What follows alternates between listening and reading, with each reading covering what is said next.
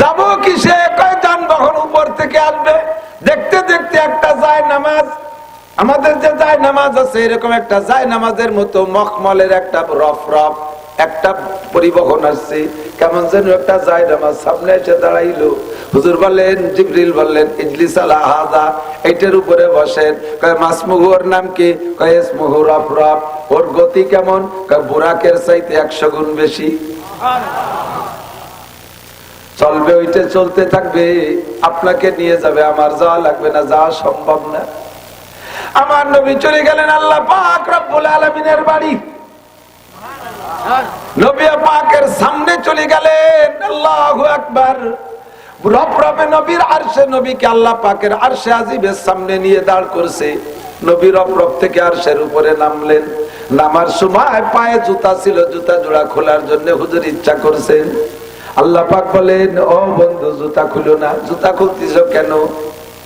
নবী পাক বললেন, আল্লাহ, আমি কোরআন শরীফের মধ্যে পড়ছি মুসা নবীকে তুমি তুর পাহাড়ে ডাইকা পাঠাইছিলে।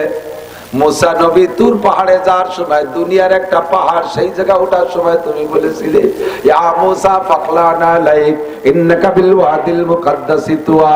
মুসা, তুমি এই জায়গা জুতো পরে আসতে পারবে না, বড় পবিত্র জায়গা, এই জায়গা তুমি জুতো পরে আসতে পারবে না। দুনিয়ার একটা পাহাড়ের গায়ে যদি জুতা পরে যাওয়া না যায়, তোমার পবিত্র আরশে আজিমে জুতা পাই দিয়ে উঠবো, আমার একটু বিবেকে বাধা দিচ্ছে, তাই জুতো খুলতে চাইছি। আল্লাহ পাক বলেন, বন্ধুরে, মুসার জুতো আর তোমার জুতো সমান না।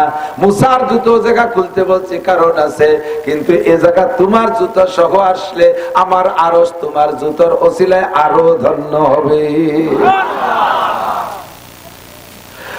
যুবক বাঙালি, বলবাড়ি ফরিদপুরবাসী যুবক, বুঝলি না কোন নবীর উম্মত?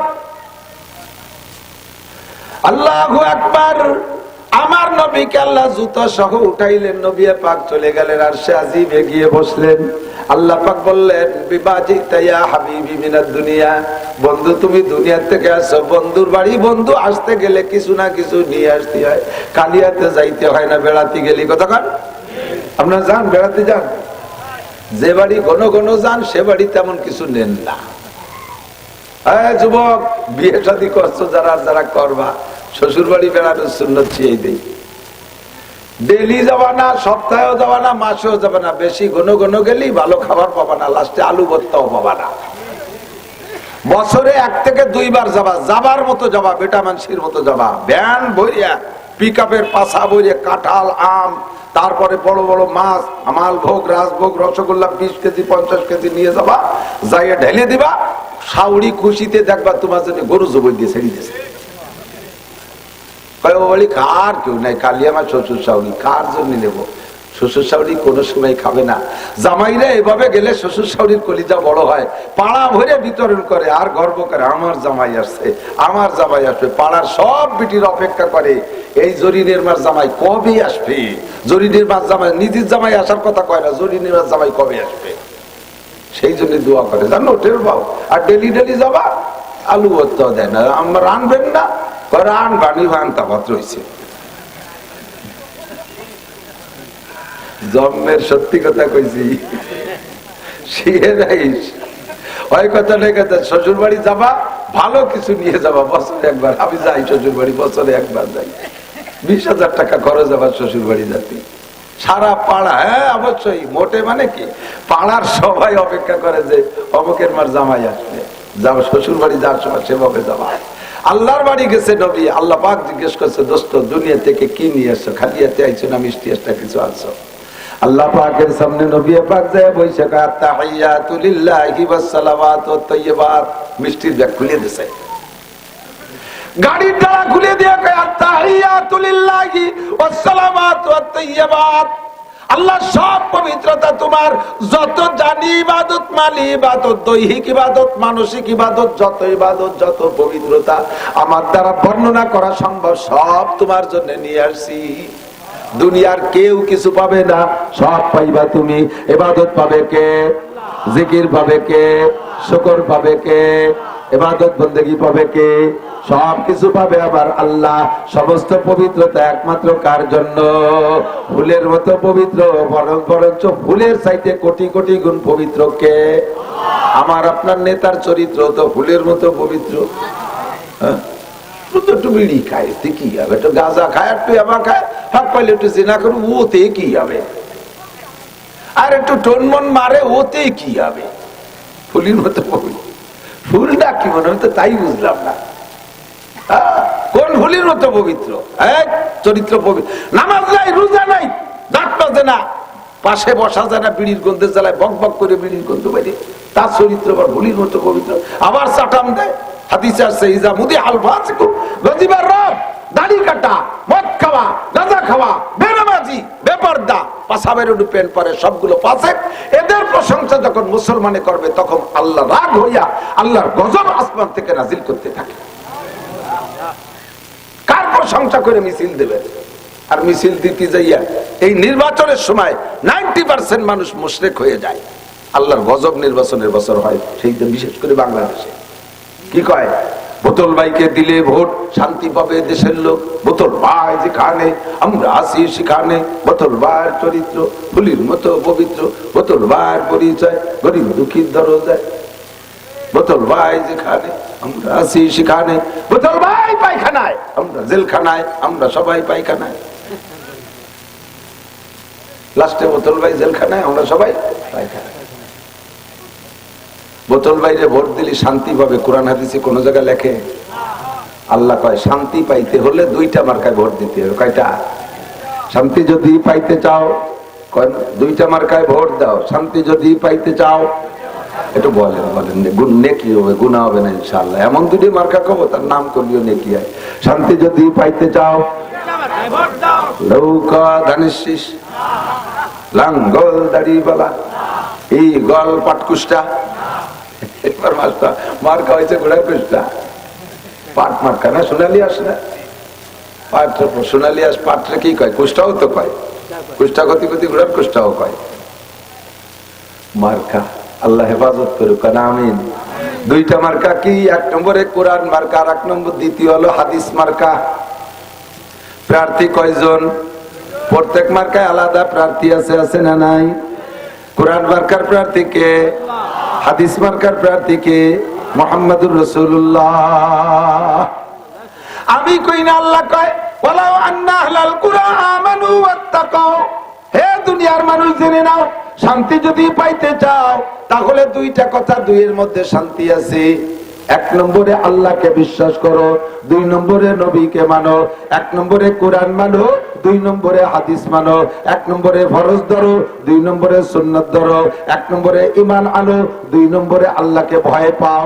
আল্লাহ কয় যদি শান্তি পাইতে চাও, দুনিয়ার কোন মার্কায় শান্তি নাই। ওয়ালাউ আন্না আহলাল কুরআ আমানু ওয়াত্তাকাও, যদি কোন দেশবাসী আল্লাহর প্রতি বিশ্বাস রাখে আর আল্লাহকে ভয় করে, আল্লাহ কয় আমি আল্লাহ ওয়াদা করলাম, আর আমার স্বভাব হলো ইন্নাল্লাহা লা ইউখলিফুল মিআদ।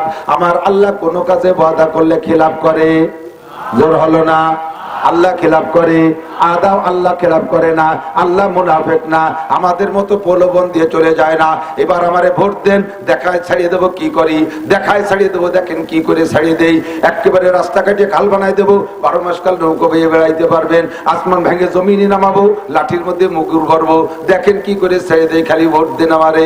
এরকম প্রলোভন দেয়। আল্লাহকে আমি ওই রকম প্রলোভন দেই না, আমি যাহা বলি তাহা করি। তুমি আমাকে পাক্কা একটা ঈমান দাও, আর আমার প্রতি পরিমাণ মতো ভয় দেখাও। আমাকে তুমি ভয় করো, আমাকে ঈমান দাও, আমার প্রতি ঈমান আনো, আমাকে পূর্ণ ভয় পাও। তাহলে তোমার জন্য আমি ওয়াদা করলাম, আসমান থেকে শান্তি আর রহমত, আর জমিন থেকে বরকত। আসমান থেকে শান্তি আর রহমত, আর জমিন থেকে বরকত তোমাকে দেব। এগুলো চাওয়া লাগবে না, মুনাজাত করা লাগবে না, সবে বরাত সবে কদরে কান্নাকাটি করা লাগবে না। অনায়াসে তোমার বাড়ি পৌঁছে যাবে। তোমার কাছে আমার 2টা দাবি। 1 নম্বরে জোরে বলেন আল্লাহর প্রতি ঈমান। আল্লাহর প্রতি ঈমানের মানে কি? আল্লাহকে বিশ্বাস হয়, আছে? যুবক বলো আল্লাহ আছে। এটা মুখে বলার বিষয় নয়, অন্তরে বিশ্বাস করো আল্লাহ আছেই আছে। 1000 में 1000 में तेरी रंग वो है जिधर देखता हो उधर तू ही तो देगार। প্রত্যেকটা সৃষ্টির ভিতরে আল্লাহর কুদরত ভরা, প্রত্যেকটা সৃষ্টির মধ্যে আল্লাহর কুদরত ভরা আছে না নাই? কথা বলেন। পাথরের মধ্যে আল্লাহকে পাই, মাছের মধ্যে আল্লাহকে পাই, গাছের মধ্যে আল্লাহ পাই, মাটির মধ্যে আল্লাহ পাই, পানির মধ্যে আল্লাহকে পাই। সব জায়গা আমার আল্লাহই আল্লাহ, আল্লাহ ছাড়া উপায় নাই। আল্লাহু নূরুস সামাওয়াতি ওয়াল আরদ, আল্লাহ হলেন আসমান জমিন ভরা বিশাল একটা পাওয়ার, বিশাল একটা ক্ষমতা। নূর মানে আলো, আলো মানে পাওয়ার। এ খেয়াল করেন, এদিক তাকান। আল্লাহকে আমি হলাম আসমান জমিন ভরা বিশাল একটা নূর। নূরের বাংলা হলো আলো। আলো আলো এই লাইট, ইংরেজি কয় লাইট। এটার নাম এই লাইট যেখান থেকে আসে, লাইট পয়দা হয়েছে। এই আলো হচ্ছে যার দ্বারা বাংলা ইংরেজিতে তারে কারেন্ট কয়, ঠিক না? এই কারেন্ট যেখানে পয়দা হয় তারে কি কয়? Power house. কি কয়? Power house. দুনিয়ার যত শক্তি আছে তার ভিতরে এই পাওয়ার হলো সবচাইতে শক্তিশালী। কারেন্ট সবচেয়ে শক্তিশালী, আলোর মধ্যে শক্তি। আমার আল্লাহ কয় আমি আসমান জমিন ভরা বিশাল একটা পাওয়ার, বিশাল একটা আলো। আমার কুদরত সব জায়গা আছে, তোমার মধ্যে আমার কুদরত আছে, আছে না নাই? এই জন্য মনসুর হাল্লাজ রহমাতুল্লাহ আলাইহি উনি আল্লাহকে নিয়ে গবেষণা করতে করতে করতে করতে ক্লোজ হচ্ছে।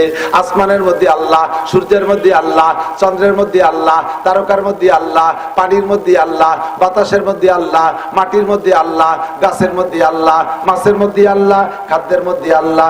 খাদ্যের থেকে সবকিছু তৈরি হয়েছে। অবশেষে খুঁজতে খুঁজতে কয় আমার মধ্যে আল্লাহ। এবার কইতে কইতে কয় আমি আল্লাহ। আনাল হক। উলামায়ে কিরাম ফতোয়া দিয়েছেন যদি কেউ নিজেকে নিজে আল্লাহ দাবি করে ওটা মুমিন না কাফের? ওইটা কাফের। যার কারণে অধিকাংশ উলামায়ে কিরাম মনসুর আল্লাহকে ফাঁসি দেওয়ার পক্ষে ছিল।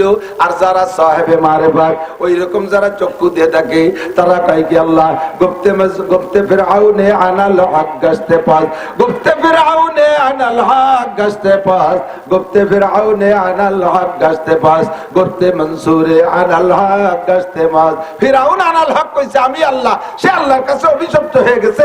আর মনসুর আল্লাহ সেও বলছে আমি আল্লাহ, সে আল্লাহর কাছে বন্ধু হয়ে গেছে। কারণ সে নিজেকে, সে আল্লাহকে সব জায়গা দেখতে দেখতে দেখছে আমারও তো লোমের মধ্যে আল্লাহ, হাতের মধ্যে আল্লাহ, দেহের মধ্যে আল্লাহ, আল্লাহই আল্লাহ, সব জায়গা আল্লাহ। সেইভাবে সে নিজেকে আমি আল্লাহ। আল্লাহ পাক তার ফয়সালা করুন, বলেন আমিন। সে বিষয়ে আমি আর কথা বলাইতে চাই না। বাকি আমার আল্লাহকে বিশ্বাস হয় আছে।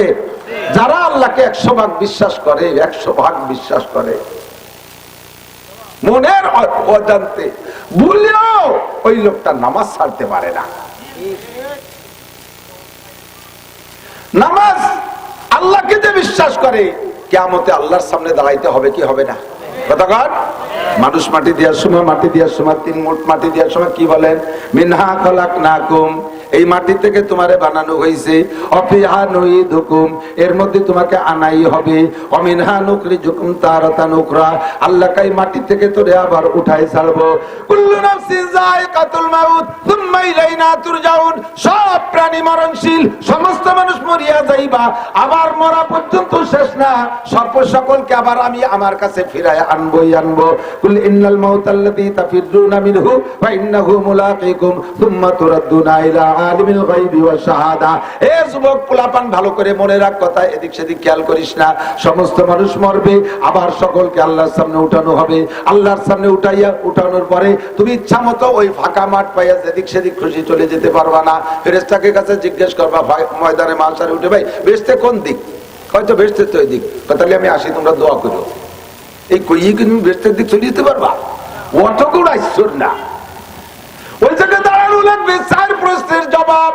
বলেন কয়টা প্রশ্ন? কয়টা? একটু সবার বলেন, সবার বলতে হবে। একটু বলেন কয় প্রশ্ন? আমি কেন বলাই কিয়ামতের ময়দানে যাই আমার এগেনস্টে আপনারা এই মামলা দেবেন? আমরা আন্তর্জাতিক খ্যাতি সম্পন্ন বড় বক্তা মনে করে নাসির সাহেবরে আনতাম। উনার কত কথা আমরা মানছি। উনি যদি এই কথাগুলো বলতো যে আল্লাহ কিয়ামতে তোমার সামনে দাঁড়ায় 4টে প্রশ্নের জবাব দেওয়া লাগবে, আর সেই প্রশ্ন 4টে যদি শিখিয়ে দিত, তাহলে আমরা কত ভালো মানুষ তুমি জানো না? ওই সমস্ত কথাকে আমরা না মানিয়ে ছাড়তাম নাকি? এই হুজুরা খালি খাইয়ে দিয়ে গালগপ করে চলে গেছে, আমাকে সেই ভালো কথাগুলো কই নেই। আপনারা আমাদের এগেনস্টে মামলা দেবেন, এই এই জন্য মুখ দিয়ে বলালাম। আর মুখ দিয়ে যে কথা একবার বের হয়, মা ইয়ালফিজু মিন কাউলিন ইল্লা লাদাইহি রাকিবুন আতীদ, যে কথাটা মুখ দিয়ে বের হয় ওই কথাটা ফেরেশতারা লেখে। যে কথাটা মুখ দিয়ে বের না হয়, অন্তরের ভিতরে কল্পনা থাকে, ওইটা ফেরেশতারা লেখে না। এই জন্য মুখ দিয়ে বলাই দিলাম, কিয়ামতের 4 প্রশ্নের জবাব দেয়া লাগবে।